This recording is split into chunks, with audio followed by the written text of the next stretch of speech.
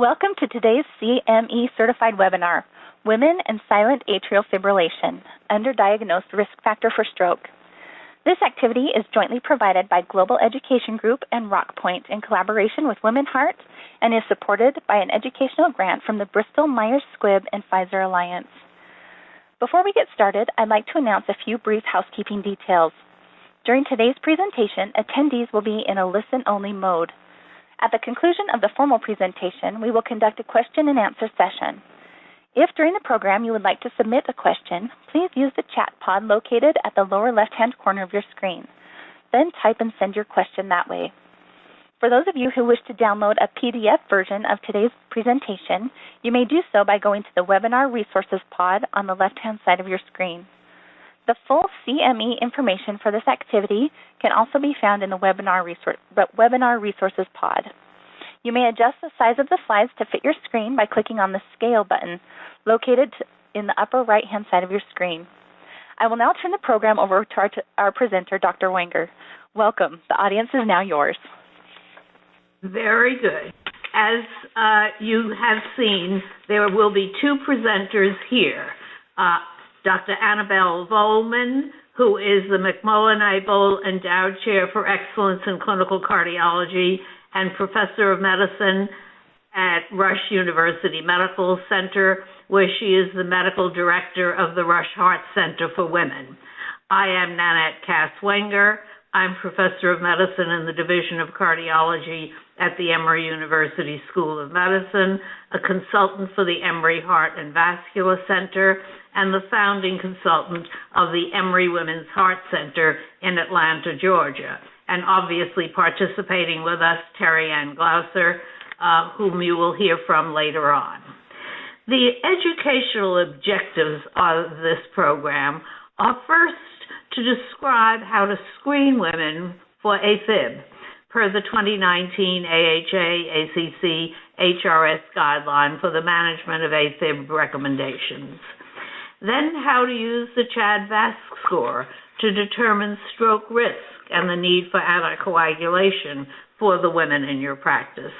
And then to use the 2019 AHRE AHRE Guideline for the Management of AFib to select individualized oral anticoagulation regimens for the appropriate women with newly diagnosed AFib. Let's do a polling question first.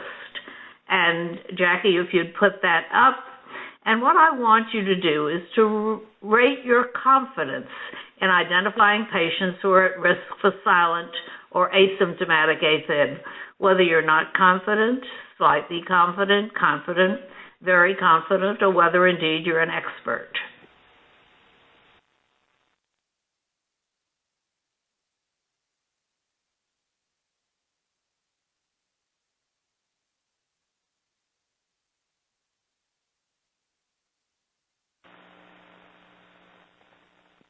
.25% say not confident, 50% slightly confident, and 25% confident.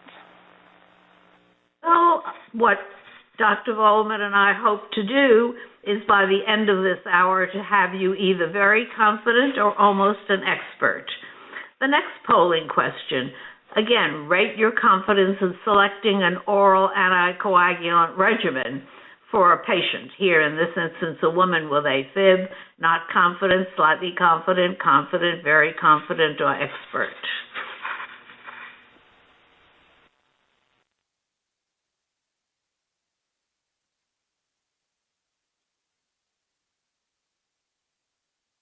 .66% say slightly confident, 33% confident.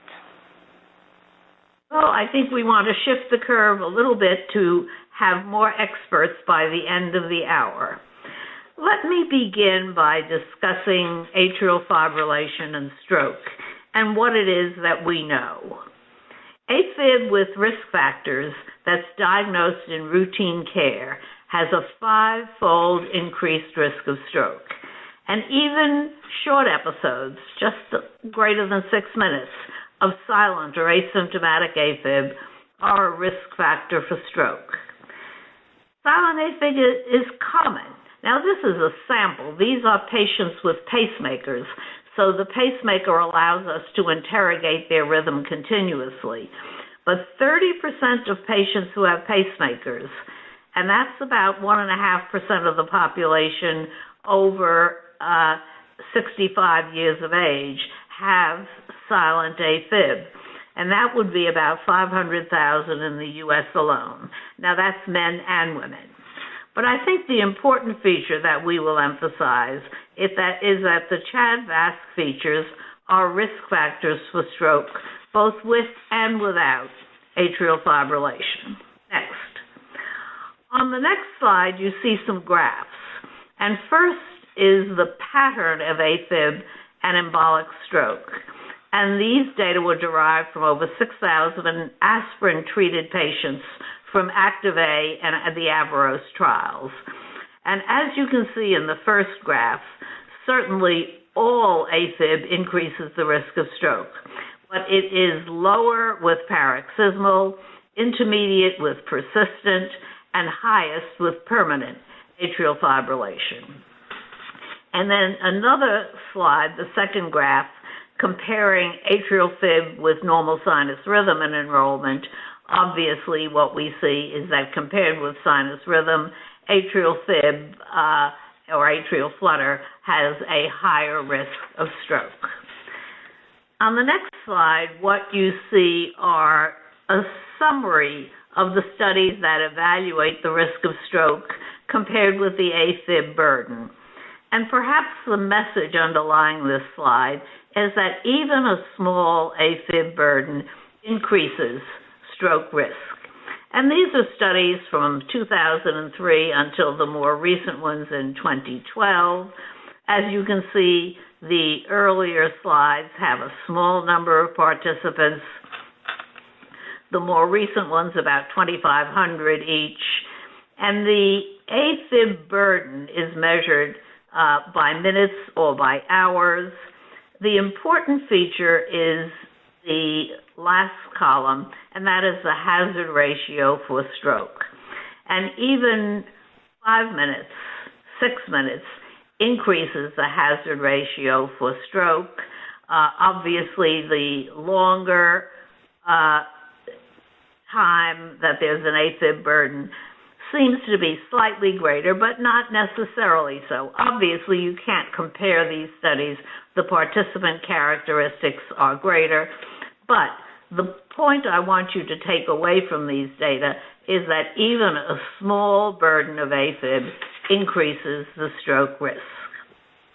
On the next slide, we discuss the ASSERT trial, and these are atrial high rate episodes. They haven't been adjudicated to be AFib. But here you see the relative risk of clinical AFib with greater than 6 minutes, greater than 30 minutes, greater than 6 hours of atrial high rate episodes. But again, if you jump to the last column, again, even a small burden of AF is going to give you an increased risk of the primary outcome, which was ischemic stroke and non-CNS embolism. So again, high-rate episodes, not adjudicated, but many of them likely AFib. On the next slide, again, we address the ASSERT trial. And the question there is subclinical AFib and essentially asymptomatic and the risk of stroke. And these are patients who had either a pacemaker or a defibrillator implanted. And what was looked at here is atrial tachyarrhythmias, likely AFib, for more than 6 minutes within the first 3 months after device implantation. And here you see that there's no question that compared with the absence of atrial tachyarrhythmias, even the subclinical atrial tachyarrhythmias give you a hazard ratio of 2.5 just within the first 3 months after device implantation. Obviously, this is not the general population. These are sick people who required either a pacemaker or an implanted defibrillator. On the next slide, we examine the data for atrial fibrillation in patients who have a cryptogenic stroke and related to the duration of ECG monitoring.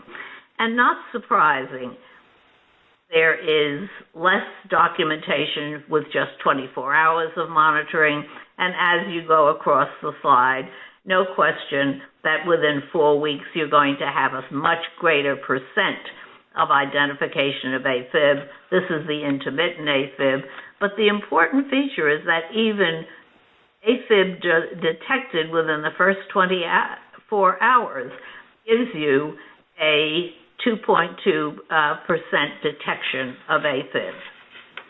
On the next slide, we look perhaps at the same data in a different format, and that is cryptogenic stroke and underlying atrial fibrillation.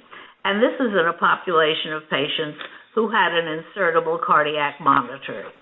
And again, compared with the control group at the bottom, the insertable cardiac monitor, where again you can monitor every one of the heartbeats, show you a much higher detection of underlying atrial fibrillation as the etiology of a cryptogenic stroke.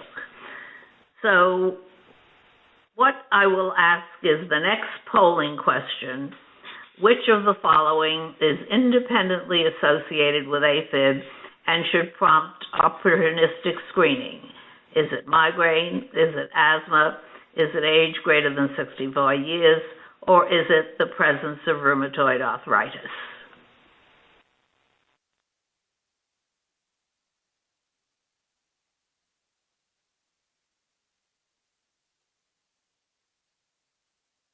%, said age less than or greater than 65 Greater than years. 6. Okay, that is perfect. And this leads into my co-presenter, Dr.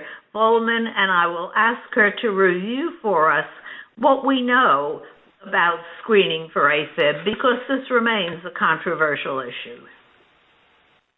Thank you, Dr. Wenger. That was a great segue. I think we have a very knowledgeable group of audience. You were not fooled by the question. As you know, 65 years of age is the cutoff for using anticoagulants to decrease the risk of stroke. In the slide that we're looking at, this is not in patients with implanted pacemakers and defibrillators. This is a community or general practice retrospective study that looked at patients who have asymptomatic or incidentally found atrial fibrillation.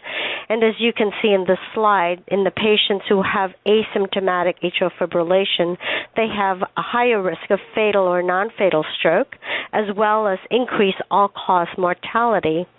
What we don't see in the slide is the fact that in this study, they looked at patients the year after they were found to have the asymptomatic atrial fibrillation, and the patients had a 50% rate of being either an antiplatelet therapy, which was aspirin, versus an anticoagulant, and they found that the patients who were treated with the anticoagulant had a 50% reduction in the risk of stroke. So clearly, there are studies out there that show that treating asymptomatic atrial fibrillation is beneficial in patients with atrial fibrillation. That's been subclinical. So there's a lot of controversy about screening for undiagnosed atrial fibrillation, but we know that it is effective to screen for this. If you screen for it, you will find it.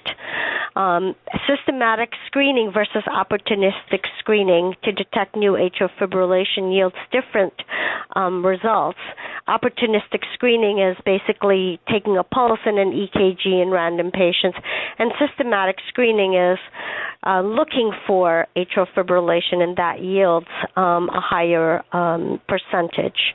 There are a lot of new technologies for large-scale population, and that's why we've been talking about screening undiagnosed atrial fibrillation. If we can prevent a stroke in people who have undiagnosed atrial fibrillation, we feel that we can decrease the number of people who have this terrible thing happen to them. So there are handheld devices that people can use, and there are, of course, personal monitoring devices that people can buy on their own. a systematic review of screening for unknown atrial fibrillation yields about a 1.4% yield in the general practice and outpatient clinic, and about a 1.5% yield in the community in these patients who are over 65 years of age. So in general, the real-world numbers show that the 1.4% of the population greater than or equal to 65 years of age have atrial fibrillation either by ECG or pulse palpation. That there are 49.4 million people in the United States that are over the age of 65 or equal to 65, and about 27.5 million are women. So this 1.4% translates to about 385,000 women and 691,000 Americans with newly diagnosed atrial fibrillation. So that's a lot of people. One other study that looked at a community AFib screening was called the mSTOPS. This was an interesting study. It was a randomized clinical trial that put patients on an ECG patch. This is a Zio patch, which lasts for about 2 weeks, and they got 2 of those, so they were detected for 4 weeks, versus clinical detection, and the monitoring was delayed for 4 months. About 40.5% of the participants were women, and of the new AFib, in the immediate wear, there was a 5.1 detection, so 53 people out of 908 were found to have atrial fibrillation. But if you delayed the diagnosis or if you delayed the detection in patients, you only detected about 0.6%. So if you suspect that patients have atrial fibrillation, it really would be easier to find atrial fibrillation if you detect it right away versus having them come back because it was probably not as prevalent in those patients. The monitored cohort were compared to the matched controls at 1 year, and the patients who were monitored right away had a higher rate of atrial fibrillation and a greater initiation of the anticoagulants. The guidelines are different in the United States versus the European guidelines. We're going to talk about the European guidelines first. And this was updated in 2016. And there's a Class 1 level of evidence B recommendation for opportunistic screening for atrial fibrillation. It's recommended that physicians or healthcare providers take the pulse of the patient, and if it's irregular, get an EKG, or just getting EKG rhythm strips in patients who are over 65 years of age. That's a Class 1B recommendation. For people who are over 75, the systematic ECG screening is a 2B class recommendation with a level B. So a level A has randomized control trials. A level B does not have those randomized control trials. The United States Preventive Service Task Force, however, does not give that recommendation that the Europeans give. They understand that there is a benefit to diagnosing atrial fibrillation, and ECG screening detects more new atrial fibrillation than not screening at all. However, they are concerned that there is a misdiagnosis of abnormal ECG. There's also patient anxiety that we need to consider, unnecessary testing, and inappropriate treatments or invasive procedures in patients who are asymptomatic. So they concluded that there is insufficient evidence to determine if benefit of AFib screening outweighs the harms. And I completely understand their concern, and we need to do randomized controlled trials to decide whether we should be doing opportunistic screening for people over the age of 65. Because remember that even though anticoagulants decrease the risk of stroke, there are potential harms such as major bleeding in these older patients. So we do need to do randomized control trial. Nevertheless, the 2016 European guidelines do make a suggestion that people over the age of 65 who should prompt screening are the people who are at high cardiovascular risk for heart disease, people with predisposing conditions such as hypertension, heart failure, coronary artery disease, obesity, diabetes, chronic kidney disease, obstructive sleep apnea, and smoking. So in Europe, a lot of people are doing opportunistic screening for those patients.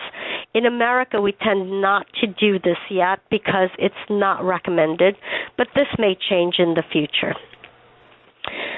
The next slide is the relationship between atrial fibrillation and age and sex. And as you can see in the slide, the purple bars are white men and women. And as you can see, in all age groups, the white men have the highest incidence of atrial fibrillation. It's an interesting phenomenon that is not really explained completely, but partly explained by the increased height in men and their size. They have a higher BMI, and people tend to have more atrial fibrillation with a higher BMI and increased height.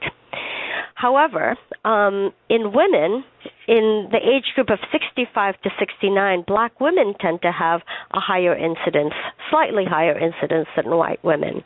But after that, white women actually have a higher rate incidence of atrial fibrillation. So this is an interesting phenomenon in white men and women that they tend to have more atrial fibrillation, and that is not completely explained either. We have a polling question, which is the next slide. Which of the following is recommended? Hold on for a second. Jackie, can you? Which of the following is recommended for use in assessing stroke risk? Is it the Framingham risk score, the Hasbled risk score, the Chad-Vask risk score, or what we call ABC, Age Biomarkers Clinical History risk score? Thank you, Dr. Wenger. And 100% of people voted to the Chad-Vask score. So we have a very knowledgeable group of people in our audience. Oh, okay. Next. So the Chad-Vask score, sounds like I don't really need to belabor this since 100% got the right answer, but just to show you the annual risk of stroke in the Chad-Vask score is, as noted there, 0 is low, 0.8%, and the highest is 9, a Chad-Vask score of 9 at 23.6%. The threshold in which we anticoagulate somebody is a Chad-Vask score of 2 usually. That has been changing, and we'll discuss that in the 2019 guidelines when we do, and that it depends on the sex of the patient. But for the most part, I would like people to concentrate on the fact that the Chad-Vask score of 2 is the point where we should be thinking about anticoagulating those patients. And the reason for that is in the ASSERT trial, among many, many trials that show that a risk of about 4% is the threshold where we should be anticoagulating patients. In the ASSERT trial, remember, was a trial with patients with defibrillators and pacemakers, and they had about a 4%, a 3.7% event rate per year. So it's a high enough event that they benefit from anticoagulating these patients. The next slide shows the addition of the NT-proBNP biomarker adds to the CHA2DS2-VASc score. So obviously these patients with a high NT-proBNP are patients with heart failure, usually. Whether it's half-PEF or half-REF, whether they have a reduced ejection fraction or a normal ejection fraction, if they have an NT-proBNP that's elevated, especially at greater than 1250, they have a high CHA2DS2-VASc score. They have a high risk for stroke or systemic embolism. So you can, if you are on the fence about anticoagulating somebody, obviously, if they have heart failure, that is a part of the CHA2DS2-VASc score, but if they have a high biomarker, that argues for a higher risk of stroke and would probably sway you and the patient to go ahead and anticoagulate. There are different ways of detecting atrial fibrillation. As we've already alluded to, patients with devices implanted, such as pacemakers and defibrillators, will be monitored for their incidence of atrial fibrillation as they're being monitored in the device clinic. But there are other devices. If somebody has palpitations that are rare or they're at high risk for, they already have a cryptogenic stroke and they don't know whether they have atrial fibrillation or not, we can implant something like the Link, which is a Medtronic device that people get implanted, and it does not require surgery. It just requires an outpatient visit to implant this device, and even small amounts of atrial fibrillation can be detected, and as you know, that's also been associated with an elevated risk of stroke. So there are many different ways of detecting these atrial fibrillation. The next slide is the REVEAL AF. These are patients who had the device insertion for the cryptogenic stroke or for other reasons that they got a device implanted. So these are patients who don't have defibrillators or pacemakers. They had the device to detect arrhythmias. And as you can see here, the median time to detect atrial fibrillation was about 123 days, or about 4 months. And at 18 months, AF incidence did not differ among patients with a CHA2DS2 score of 2, 3, 4, or greater. So interesting that we can detect atrial fibrillation pretty quickly within about 4 months. In the ASSERT trial, again, this shows that in patients who had more than 24 hours of atrial fibrillation, they had the higher risk of a stroke. So interesting that if in this cohort, greater than 6 minutes to 6 hours did not greatly differ from the patients who did not have subclinical atrial fibrillation. It was only the patients who had greater than 24 hours that had the increased risk of stroke. In another study that looked at long-term continuous monitoring, they found that 89% of patients were detected beyond day 1. So we do need to continue to monitor these patients. Even up to 12 months, you can still detect some patients with atrial fibrillation. And NDEF, greater than 5 minutes, were found in about 28% of these patients who were studied. The next slide just shows you the different kinds of monitors that you can use, or patients actually use. I usually recommend the AliveCore, which is very cost-effective. It's about $99, and sometimes they even give discounts. Amazon sells them. Patients can just buy it on their own, but I actually recommend this to patients who have very infrequent episodes of atrial fibrillation. One of the shortcomings of the AliveCor is that the patient does have to have a long enough run of palpitations so that they can take their iPhone out, put their fingers on the monitor, and then detect the arrhythmia.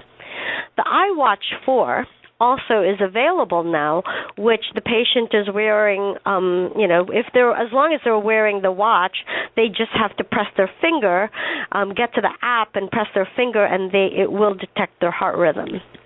So that may be better, but it is very expensive for some of our patients to do that.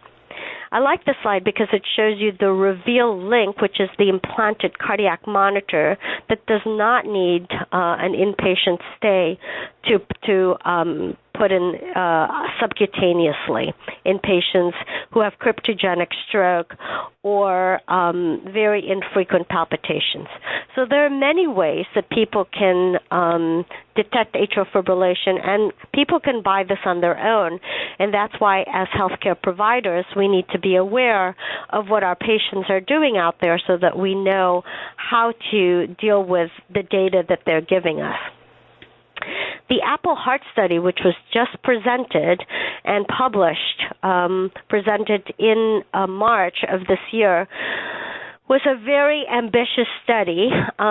They were trying to get about 500,000 people to participate in the AHRE study, and this is to evaluate whether the AHRE study, this was an iWatch 1, 2, and 3, but not Apple 4 because it was not available at the time. But they had about 465,000 people participate in this study, and the majority of the people, though, however, were less than 40 years old. So this was to detect atrial fibrillation. This is an interventional, prospective, unmasked, single-arm study to detect atrial fibrillation in people who had an iWatch. And what they found in this big population was that 0.5% of wearers had an irregular pulse. Of those who had an irregular pulse, they were asked to wear an ECG patch, the Zio patch, which they wore for up to 7 days. And what they found was that 34% of those patients had atrial fibrillation. There was a positive predictive value of 0.8, and so that means that 84% of those who had an irregular heart rate had atrial fibrillation. So it was an interesting study, but I think it would be better if we used it in patients who are over 65. We would have a higher yield. The next slide is another polling question. For women with atrial fibrillation, which of the following should prompt initiation of anticoagulant therapy? A CHA2DS2-VASc score of 1, 2, 3, or 4. Go ahead and vote, please.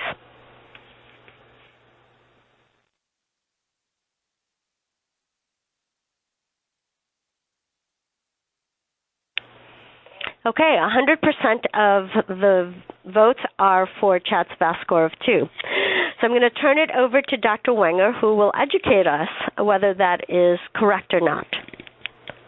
Dr. Wenger? Well, again, we will address in this last part of our webinar is how do we reduce the stroke risk in AFib? And the update, and this is the AHRE HRS 2019 Focused AFib Guideline update, and this says for patients with AFib and an elevated CHA2DS2-VASc score of 2 or greater for men or 3 or greater for women, oral anticoagulants are recommended. So this is a strong recommendation.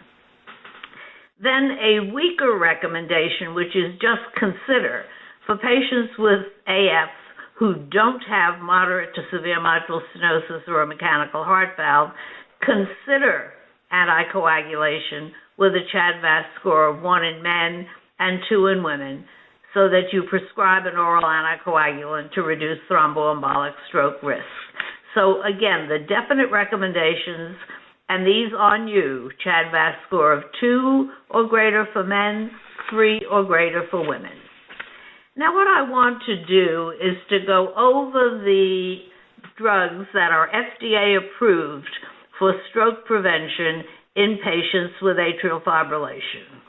The first, and obviously the best known to everyone, is Warfarin, which is a vitamin K antagonist.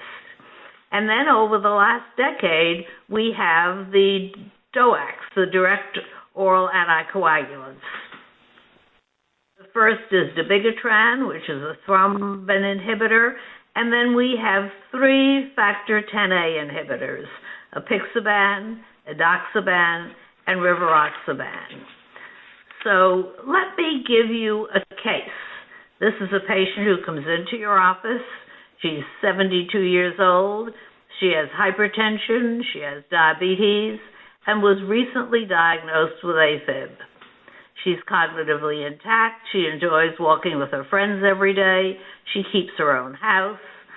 She has a CHA2DS2-VASc score of 3, and you'd like to decrease the stroke risk by starting her on an oral anticoagulant. Now, in selecting the oral anticoagulant, which of the following might you avoid because it's associated with greater residual stroke risk for women than it is for men? Warfarin, dabigatran, apixaban, edoxaban, and rivaroxaban. Select. By the way, Dr. Wenger, she actually has a CHA2DS2-VASc score of 4, but it should not change the answer to the question.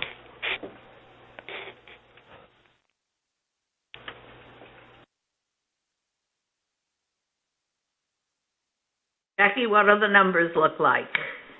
80% said Warfarin, and 20% said apixaban. Well, I think we're doing better, but not perfect.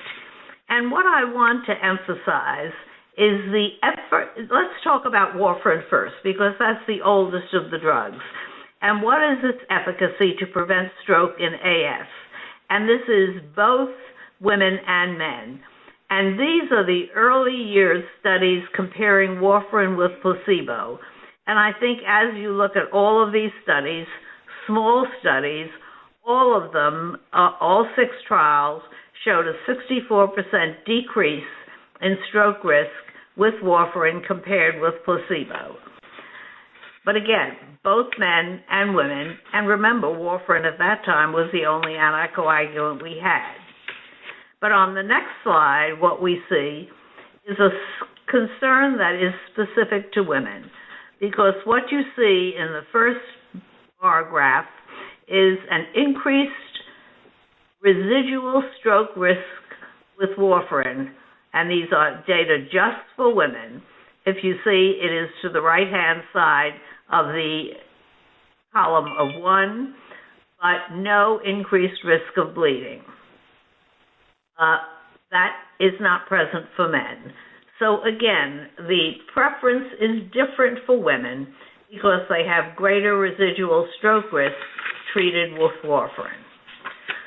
On the next slide, this essentially reviews for us where in the clotting cascade these drugs act. And as you can see, the 10A inhibitors, apixaban, edoxaban, and rivaroxaban, act higher in the clotting cascade, and the inhibitor, thrombin inhibitor, dabigatran, farther on, interfering with the conversion of fibrinogen to fibrin. But let's look in the next slide at the overall efficacy and safety of the DOACs. And here we're looking at 4 different trials and a combination of those. And if you compare the stroke and systemic embolism, certainly they figure here they're called NOACs, my preference, because they're not that new, but they're direct-acting oral anticoagulants, so I like the term DOAC. And importantly, both prevention of stroke and systemic embolism and less major bleeding with the DOACs. So I think here we have a very favorable efficacy and safety profile overall for the DOACs. Then, as we look not in the total population, but look at gender considerations, the slide that I will show you emphasizes that women do not have a difference in residual stroke risk with the DOACs, but have significantly less risk of bleeding. In the first graph, you see every one of the trials clusters on the neutral point on the one line, so no increase in residual stroke risk, but all to the left showing a decrease in residual bleeding risk with DOACs. So I think the DOACs really do better for women. Now, this is a study I want to tell you about, only to tell you to disregard it. It's called a real-world study, DOACs versus warfarin, published last year. It was a retrospective study of a large database. So we're looking at a database, not at patients in a trial. And there were patients with AFib, some 67,000 on a DOAC and almost 60,000 on warfarin.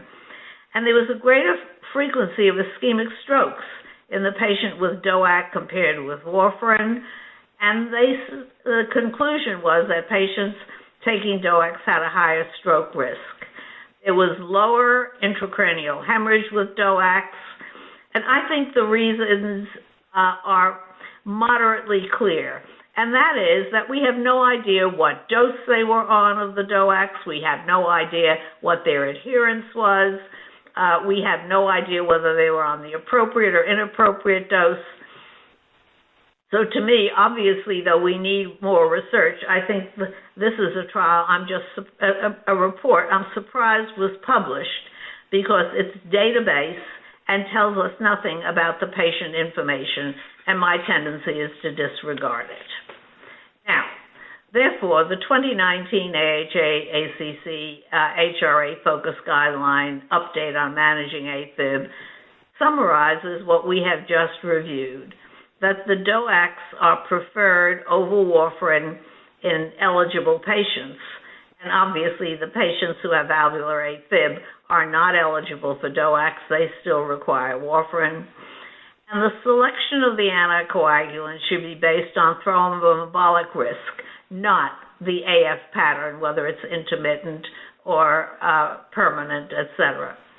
I think we have to individualize anticoagulant therapy based on shared decision-making, talking with the woman about risks and benefits, talking about costs and insurance coverage.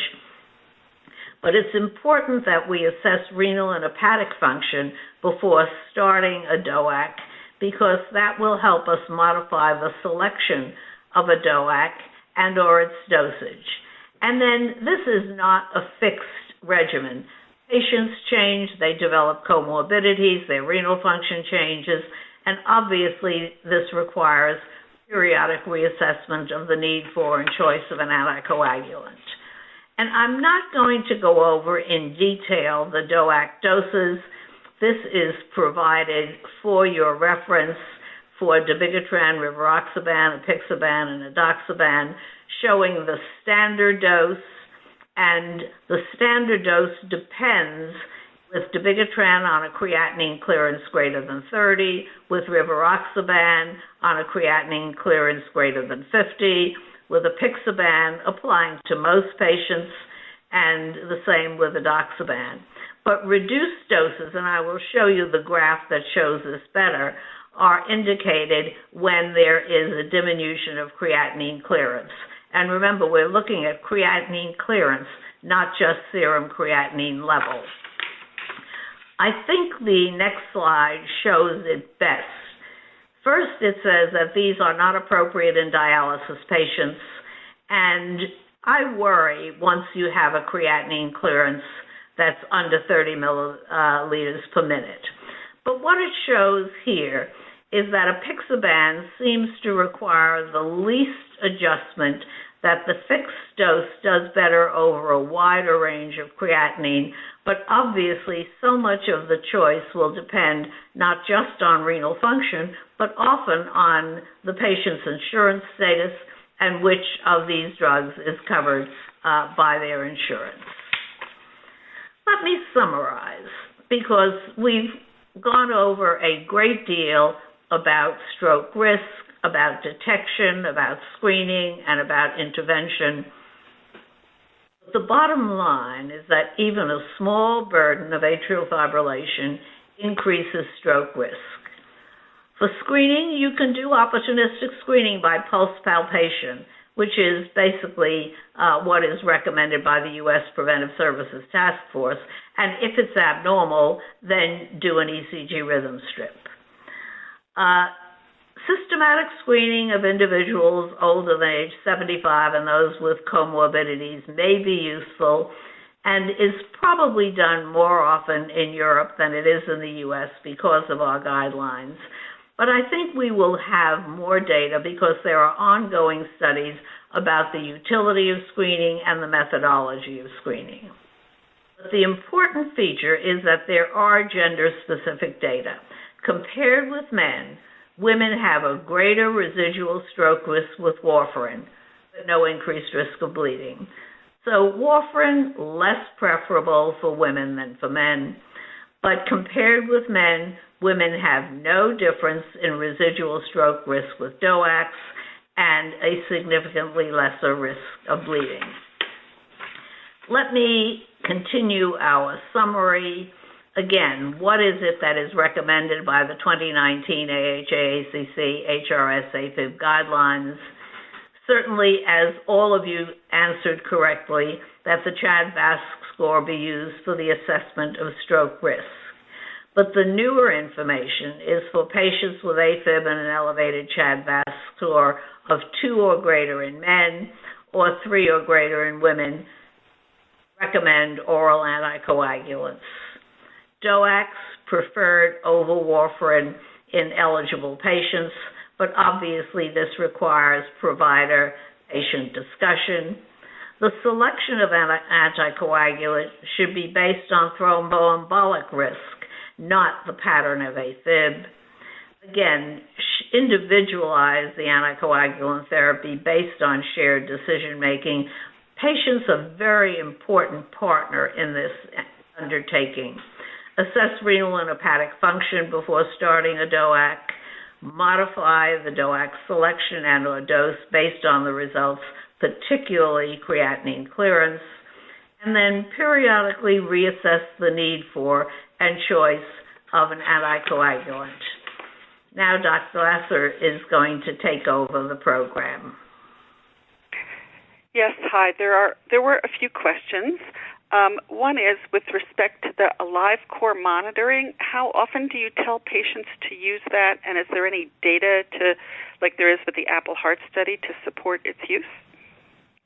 So this is Dr. Volkman. I use the AliveCor in patients who have palpitations. So I will ask them to get comfortable with the use of the AliveCor so that they're not uncomfortable when they do have an event, that they're nervous or anxious about getting it started. So I do ask my patients to learn how to use it well so that when they do have an episode, they use the AliveCor. So I use the AliveCor for symptomatic patients. I don't use it for an asymptomatic screening of atrial fibrillation in my patients.